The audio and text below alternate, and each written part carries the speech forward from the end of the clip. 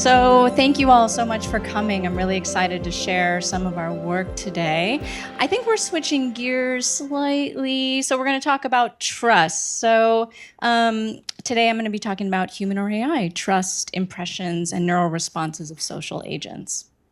So there's been a rapid rise in AI, and across contexts, some folks see AI as a boost to growth and productivity, while others see it as a genuine threat and distrust its adoption.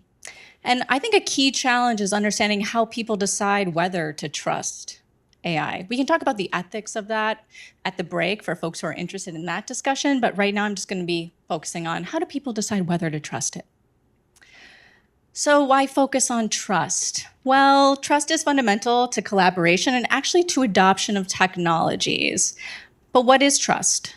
Well, in simple, very simple terms, it means you feel safe depending on a person, system, or situation because you expect things to go as promised.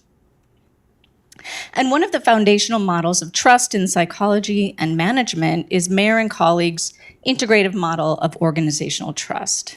And that's also been extended by Lee and C to human automation trust.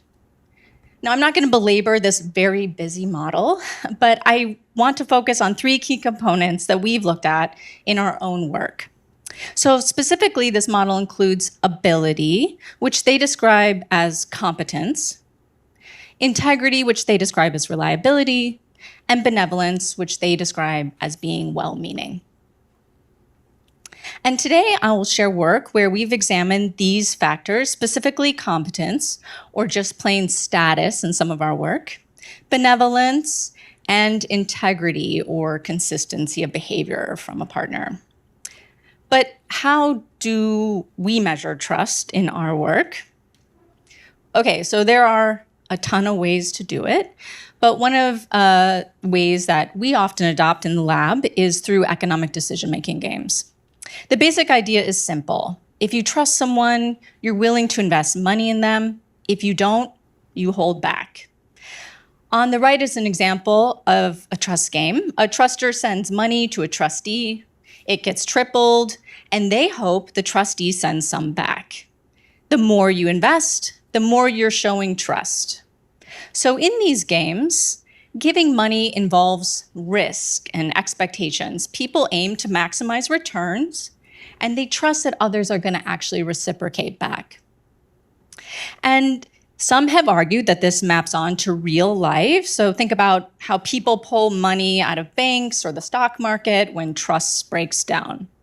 But I think putting that piece aside, importantly, this allows us to quantify trust. So money invested is our behavioral assessment of trust. Now, what does previous research tell us about human AI trust? So there's been actually quite a bit of work in this space, in human-computer interactions, but also now in human AI trust. So even in single round trust games, so just interacting once, people treat computer partners pretty much the same as human ones on average. And this pattern holds beyond trust games too. So in other morally neutral situations, how people trust AI often, though not always, looks a lot like how they trust other humans. So the takeaway is trusting AI can happen, which raises the question, what shapes trust? Well, we know from research that how people look and behave impacts how we think, feel, and behave towards them. And because of this, trust is thought to emerge in part from these impressions. It's often called impression formation. So what do I mean by impression formation, or kind of the gestalt evaluations or opinions of someone? Well, for humans, when forming impressions, we integrate what we see and what we know about you. But to date, it's unclear if we rely on these cues only for conspecifics, so only for other humans. For human-to-human trust, we use it to navigate social relationships, and it's formed based on perceptual cues, mentalizing or inferring people's intentions, empathy towards them, our knowledge about them, and the norms and cultural biases we kind of bring into that interaction. For human to AI trust, we trust to navigate use. And actually, it's formed based on kind of similar things. So perceptual cues, inferring ability, knowledge of that tool, norms and cultural biases about AI. We also know from previous work that AI can be treated as social beings and associated with human-like characteristics such as benevolence, empathy, and competence. Some folks in this room have done some of that awesome work and online. So it may seem that humans form impressions of both humans and AI using pretty similar cues. They seem to use perceptual cues, they have expectations, they use knowledge, they bring in social biases, and there's a bit of uncertainty in both kinds of trust. So it's possible that trust in AI relies on similar impression formation processes as trust in humans. However, there are some key differences. So the nature and richness of the cues obviously vary. The depth of inferences, the motivations and goals you bring into that interaction can differ. And importantly, experience. People have a lot more experience interacting with other humans. I think we all can agree with that, at least at this point.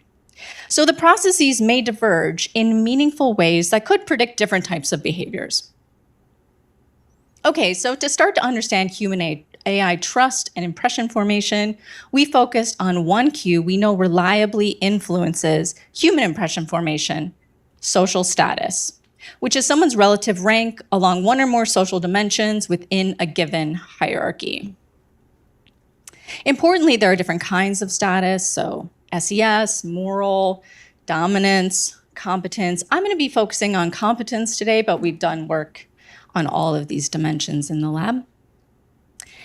And we also know from our work that status across different dimensions fundamentally shapes how humans interact and cooperate, both one-on-one, but also in organizations.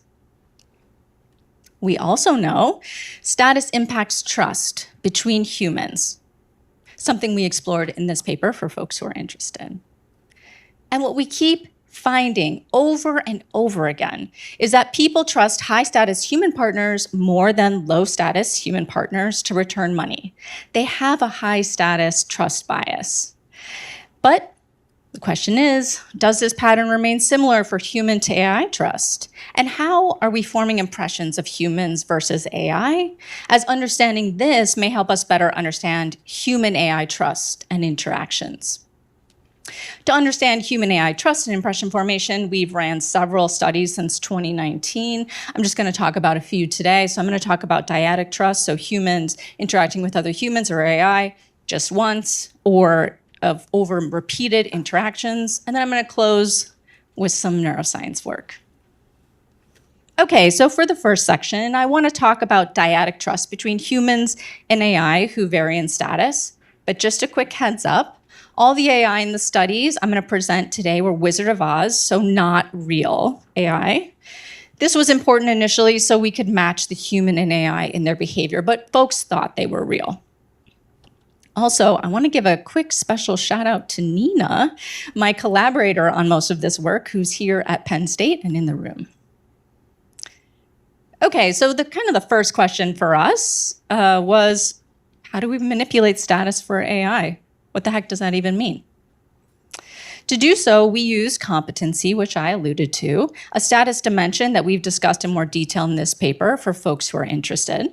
Competence can be based on skills, abilities, and knowledge, so you can be good or bad at something. We manipulated competence because both humans and AI can vary in competence. Also, recall that Mayer and Lee and C models discuss competence as an important component of trust. So to initially examine how competence influences human to AI trust, we ran just one study with 59 participants. The partners were human or AI, and status was defined as competency in playing the trust game. They were either high or low. We said human partners had previously played the game and either got more money, high competence, or less money, low competence, and that the AI were trained on previous human data for either high or low competency partners. The game in this study was single shot, meaning they only played one time with each partner. In the trust game, participants could see who they were playing with: a human, shown as a face, or AI, shown as a symbol. Below each partner was a star rating showing their competency level. So one color of stars represented high, one represented low. Red from left to right, star color was counterbalanced. Low competency was reflected in 1 to 3 stars. High competency was reflected in 8 to 10 stars. So in this slide, both partners are high competence. You can see mostly orange stars under each one. We never used middle ratings, only clearly low or clearly high. And before the game, participants were trained on what the star amount and color meant, so everybody learned the associations. Okay, and then they played a trust game. So the trust game, there are 2 players. So the first player, the truster in blue, starts with $10 in our game and decides how much to send to the second player, the trustee. These were human or AI. Whatever they send gets tripled. Then it's the trustee's turn. They decide how much, if anything, to send back. Best case, the truster sends $10.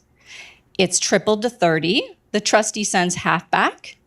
So both walk away with $15, the green line. Fantastic, even splits. Worst case, the red line. The truster keeps everything or invests, but the trustee keeps it all. And the truster walks away with nothing. And importantly, this was real money, so participants were paid based on their actual decisions, making the choices feel more personally meaningful. So the whole game kind of comes down to one question: do you trust your partner enough to invest in them? Are they going to give you money back? So this is what it actually looked like, the trial structure. The participant was always the truster in the game, and partners were programmed to either keep or share about 50% of the time. This was randomized, and participants were told they could make money based on their decisions, and we paid them for one randomly selected trial. So what did we find? Well, money trusted is on the y-axis, and partner competency is on the x-axis. Blue bars are for AI partners, and green bars are going to be for human partners. We found that people trusted high competency partners more than low competency partners for both AI and human partners, replicating our previous work showing a high status trust bias between humans. Importantly, this does not vary between humans and AI. So for these single-time interactions, people trust high status, high competency partners more. So we're finding this high status trust bias, and it's similar when humans are interacting with other humans or with AI. But what if they repeatedly interact? And does manipulating how generous partners are influence human AI trust?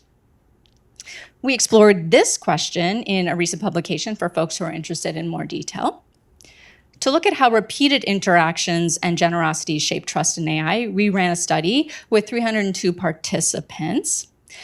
2 things were clearly visible to the participants throughout the game, whether it was a human or an AI partner. Every partner was labeled, but here's the key: all partners looked the same, actually. So they were all represented by a symbol, and folks were allowed to pick their own symbol before to increase the cover story.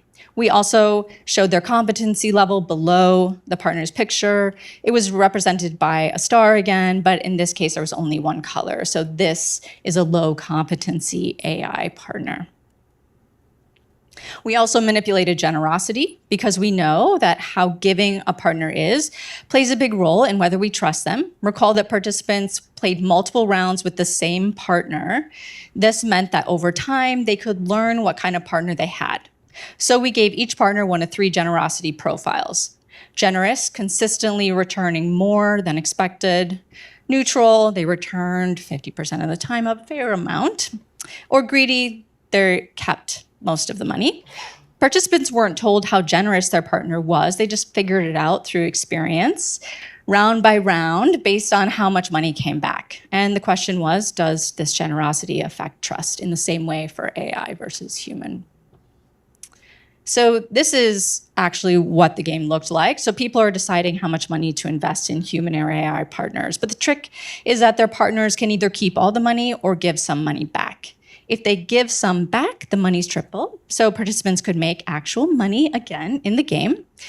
And they played multiple rounds with the same partner, but they did play with multiple partners during the experiment. So what did we find?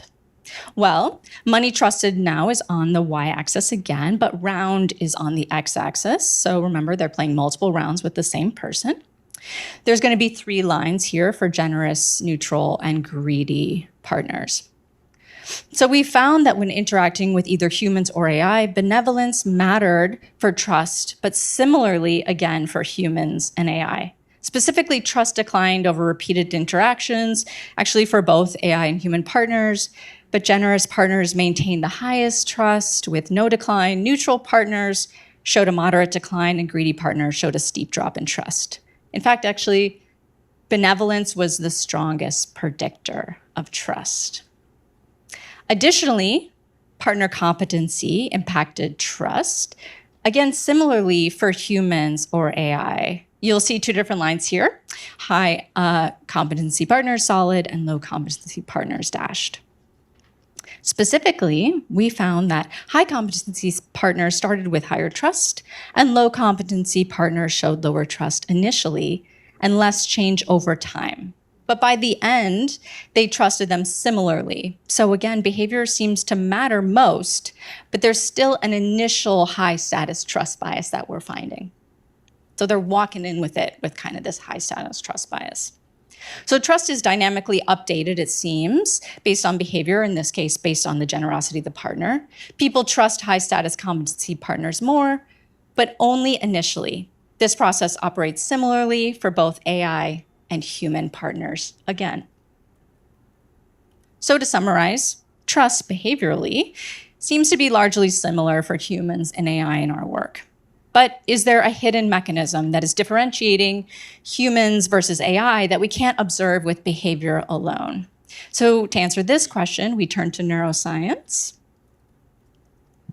Up front, I just want to thank all the folks who've been working on this and the DoD for funding this work. It kind of took a village. So to understand what mechanisms are involved in processing humans versus AI, we turn to fMRI that measures changes in blood flow in regions of the brain while participants perform tasks or viewed images, helping us map mechanisms. Okay, so in this study, we asked, do our brains process AI like humans? And how does agency and competency interact?